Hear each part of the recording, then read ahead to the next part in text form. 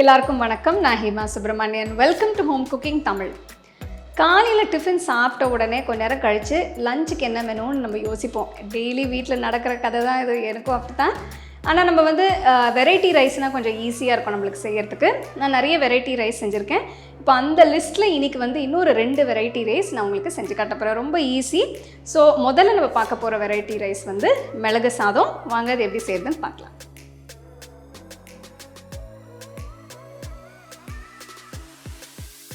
மிளகு சாதம் செய்ய நான் வேக வச்ச சாதம் பயன்படுத்துகிறேன். இதுக்கு நீங்கள் பாஸ்மதி அரிசி, பச்சரிசி இல்லைனா உங்கள் வீட்டில் பயன்படுத்துகிற அரிசியை வேக வச்சு எடுத்து வச்சுக்கோங்க. முதல்ல சில பொருட்களை தாளிக்க போகிறேன். கடாயில் 4 டீஸ்பூன் நெய் ஊற்றுங்க. நெய்க்கு பதிலாக எண்ணெயும் ஊற்றலாம், ஆனால் நெய்யோட ஃப்ளேவர் நல்லாயிருக்கும்.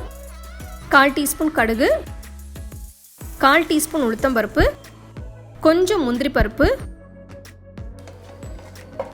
ஒரு வெங்காயம் பொடியை நறுக்கி போட்டு கிண்டுங்க.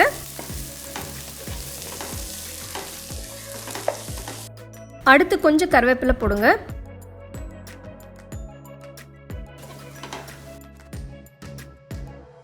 ரெண்டு டீஸ்பூன் மிளகு,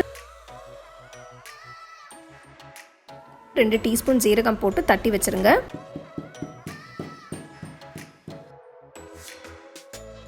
கடாயில் வேக வச்ச சாதத்தை போடுங்க.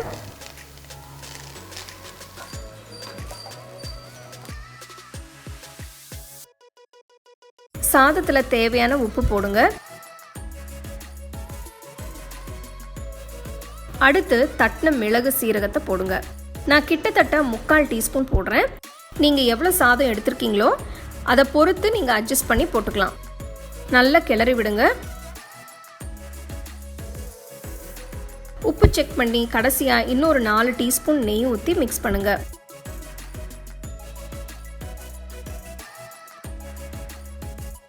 மிளகு சாதம் இப்போ ரெடி.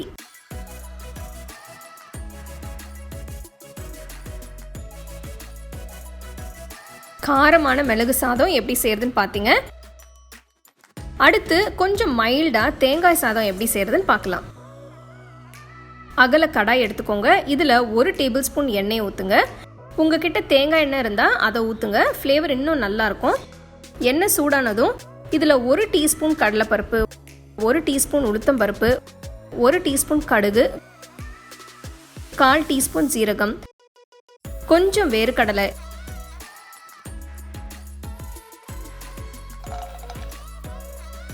கொஞ்சம் முந்திரி பருப்பு,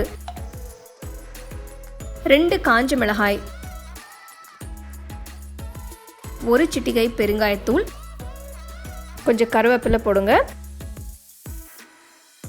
2 பச்சை மிளகாய் நறுக்குனது, 2 டீஸ்பூன் நறுக்குன இஞ்சி,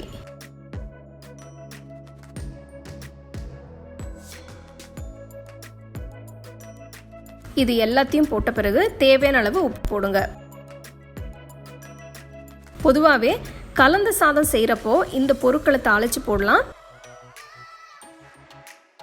1 கப் ஃப்ரெஷ்ஷாக துருவன தேங்காய் போட்டு கிண்டுங்க.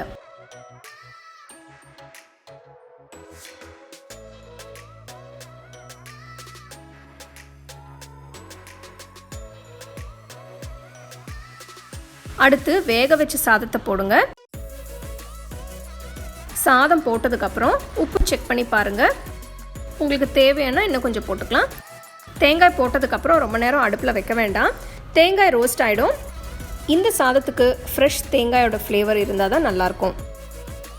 இது ஒரு நல்ல lunch box recipe. Potato chips, அப்பளம் கூட சாப்பிட்லாம்.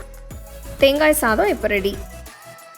2 அருமையான ரொம்ப ஈஸியான செய்யக்கூடிய வெரைட்டி ரைஸ் எப்படி செய்யுதுன்னு பார்த்தீங்க. இது ஒரு நல்ல லஞ்ச் ரெசிபி. ஏதாவது குயிக்காக செஞ்சு கொஞ்சம் ரிலாக்ஸ் பண்ணலாம் அப்படின்னு நினச்சிங்கன்னா இந்த மாதிரி செய்யலாம். இது கூட நீங்கள் வத்தல், அப்பளம் இல்லைனா ஒரு உருளைக்கிழங்கு வறுவல், ரோஸ்ட் அந்த மாதிரி கூட நீங்கள் தொட்டு சாப்பிட்லாம். ஸோ கண்டிப்பாக அதை நீங்கள் ட்ரை பண்ணி பாருங்கள்.